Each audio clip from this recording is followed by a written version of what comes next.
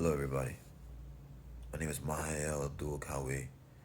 I'm the founder and a representative of the Accountability Party for Human Rights, a political vanguard organization, a collection of individuals who have chosen a path of awareness, acceptance, and adaptability to become something more for themselves, for their family, and to eventually provide services and resources for the communities, for the working class people, the people who are being oppressed and suppressed from even walking onto that path of life of self-understanding because they are focusing on trying to survive.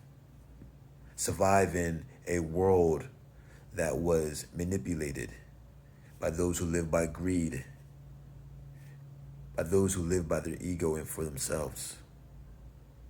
On the platform who's accountable, and as well as this, the accountability shorts, they provide a way for me and others of the accountability party to discuss principle and topics that we believe members and the people should follow in order to survive and eventually thrive in the times that we live in.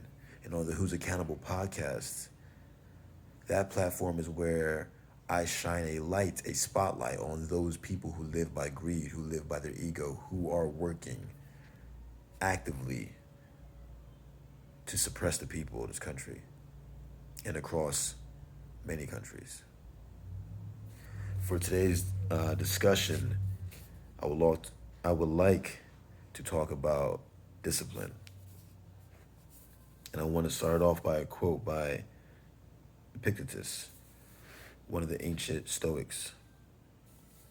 Freedom is secured not by the fulfilling of men's desires, but by the removal of desire.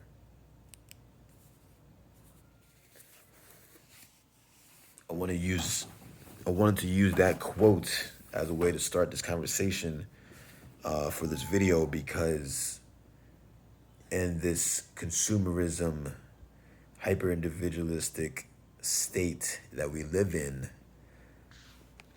the status quo wants you to believe that freedom, the thing that we as humans are all granted with the minute we're born, freedom is something that you freedom is only achieved by putting yourself first, by only thinking of your needs and your desires can you achieve freedom.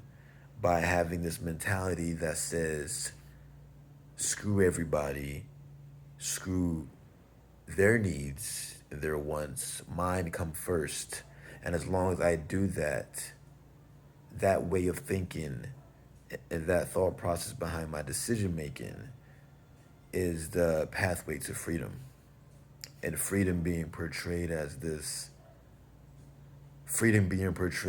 21st century as this way of living that's very chaotic. Freedom is synonymous with chaos in this modern society, and that's not true. Because you're not free if the way this society wants you to view freedom, it's only going to lead you into a rabbit hole of regret. Because if you're constantly thinking that freedom means I get to do whatever I want without ever factoring my neighbor, my brother, my friend, if you're not factoring these people in your decision making and you're solely doing things based off of you, yes, you can't control what happens in a different country. You can't even control what happens 3 blocks down from your house. But to not consider something out of yourself for a moment, it's only going to lead you to do things that will have repercussions. And I'm not speaking on moments that are moments to survive, moments where, yes, you do have to make tough decisions and choose you. No, I'm talking about in just day-to-day in day-to-day moments, whether it's being selfish or being for somebody else. You don't have to live your life according to other people, but you do have to factor them in. And when you live in this modern society, more profit means every person has to be about themselves. Because if people factored in something besides them, whether it's a friend, a family member, a community, whatever it may be, you may not spend as much money for something. Again, I'm not saying for everything, but maybe for one specific thing. If it's like, oh yeah, I could buy a bunch of this for me, or maybe cut back on this because I want to buy a gift for somebody, or I want to donate something for somebody in the future, you'll be more mindful with where your money goes, and it won't feed into the hunger that is, I need to buy it for me all day long, 24/7. Because when you live that way, again, you're only setting it up and all when it's impossible to live in. We're on a rock in space that has over 7 billion people. You have to consider more than just yourself. You have to get out of you. And you shouldn't have to have a child, for example, to finally get out of yourself.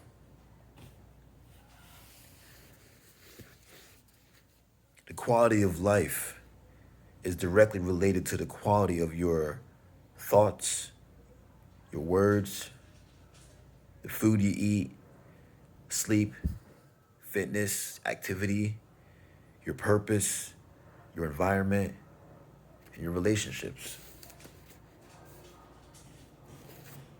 When you have boundaries and discipline, you're able to set a standard of life that gives you that feeling of being satisfied, not just fulfilled.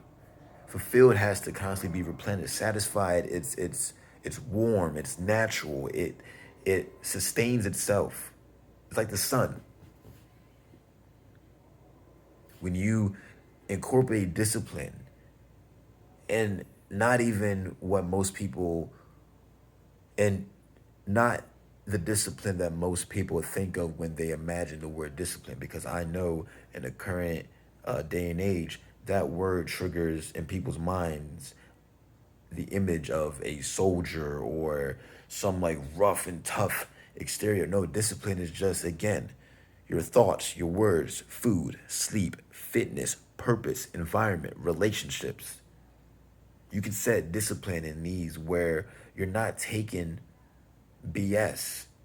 You're not taking anything less than what you were capable of accepting in that moment in your life. And when you're able to have that understanding, and to be able to have discipline that matches your life, to be able to set boundaries that match your life, you have to have an understanding of yourself.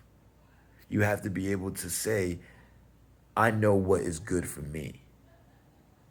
But when you're constantly living on your primitive desires, you don't have time to even know who you are, because you're living for your shadow self, as Carl Jung would say.